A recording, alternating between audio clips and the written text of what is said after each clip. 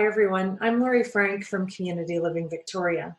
This is the first in a short series of videos that's going to be talking about some of the steps and things that you need to consider as you're making plans for your youth who is transitioning into adult services.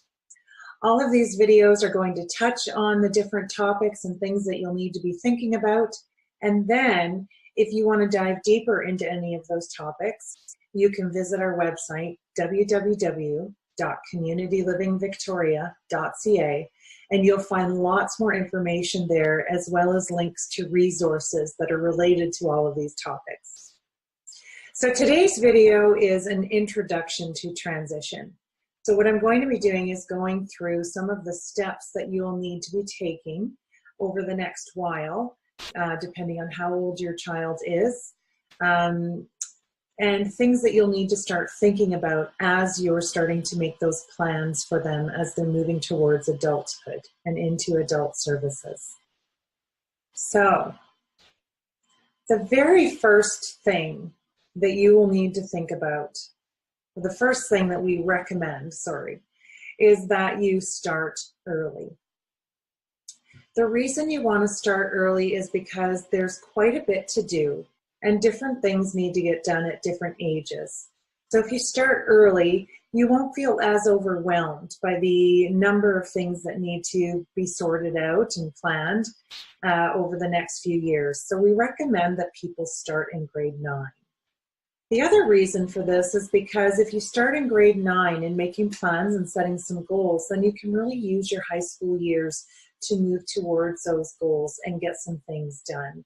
So it will help to guide the decisions that you and your youth make during the high school years. It will also help guide your individual education plan that you make every year with your school. The next step that we recommend is that you start to create a binder. So if you're like many of us, you probably have a stack of papers that you've collected from over the years that are all about your child. Things like assessments and report cards and doctor's notes and all of those kinds of things, all the different records that tend to accumulate over the years. Start to gather those all together and put them into a binder.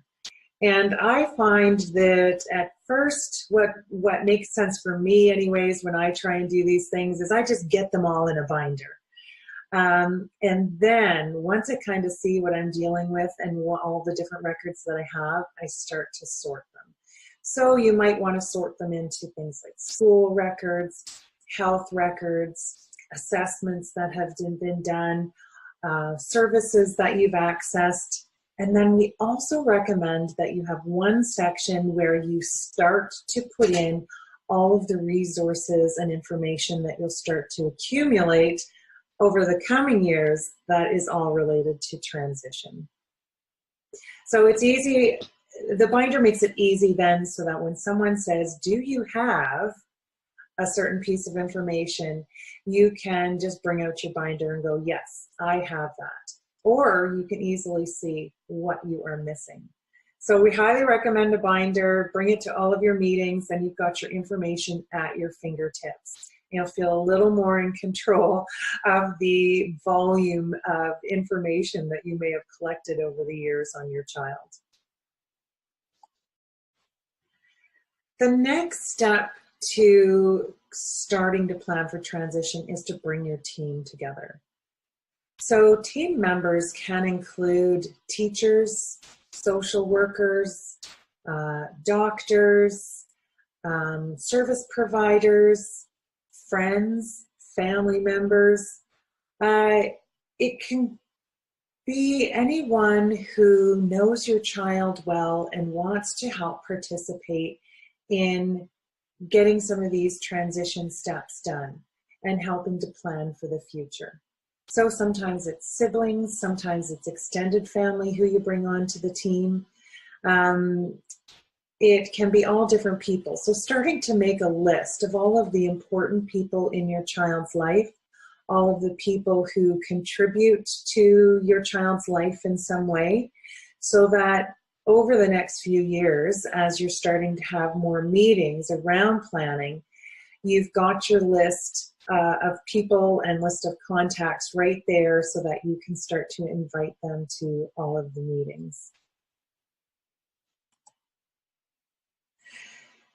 So of course, the next step then is to create that plan. This is a big project. I won't kid you, it can be big, but you do have time. So this is why we suggest you start in grade 9, because the planning process can take a few years.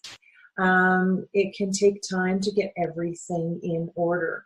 You'll be looking at things like eligibility, connecting with your CYSN social worker if you haven't been in contact with them for a few years, using different tools that may be available to you, so individual education plan. There are things, something called a path plan or a MAPS. So there's different things that you will use over the years throughout high school that will help you to start to develop a plan for what your child needs as they get closer to adulthood, and then what they'll need into adulthood. So the planning stage is not something that you do once. It's not one meeting and you're done, unfortunately. It is a process and it's going to take some time. However, getting your team together will be important because they are the ones that are going to help you make those plans and help you carry out the plan. So I'm just going to add one more thing to creating this plan. One of the biggest things, I guess, sometimes I suggest to families that they start big picture, and then thinking about big picture, then chunking it down into all the smaller pieces of that picture. So, for example, you might want to think about, in my youth's early 20s, I see them still living at home. They are accessing a recreation program Monday to Friday. They're going out with friends. You know, whatever it is that you kind of see for your youth. Maybe it's that by a certain age, you'd like to see that they have moved into some other residential setting, whether it's independent living, whether it's home share. So starting to think about what you would like life to look like for your youth, and what is your youth want life to look like? Do they hope to have a job? Are they thinking about post-secondary education? So starting to think of sort of those big picture things, and then within that go, okay, if that's the big picture, how do we break that down into the smaller pieces? And then you can sort of tackle those one at a time. Gather your information about each one, figure out what you need in order to get those pieces met, the needs for all those different pieces met. I find sometimes that can be helpful. Really chunking it down into small pieces so that it feels much more manageable. And then finally, accessing support and resources. This is not something you have to do on your own. There are many resources out there that can help you along the way, help to guide you, help to give you information, help you with the planning process, help with assessments that may need to be done, paperwork that needs to get done, applications for things like persons with disability benefit. There are lots of people and resources out there to help you with all of these things and to help you identify what needs to get done. So again, going to our website, www.communitylivingvictoria.ca, and you will find lots more information there. We wanted to make it more of a living document. So the video is meant to guide you, and then you can go and we will be updating those lists of services and resources and information and lists and all those kinds of things on a regular basis so that you have up-to-date information. So I hope that's helpful. I know it's quite simple, and And, you know, we just wanted to give you sort of the basic steps so that you have a starting point and things that you can start to think about. And then once you want more information, you can go find that on the website and dive into whatever specific areas it is that you are interested in.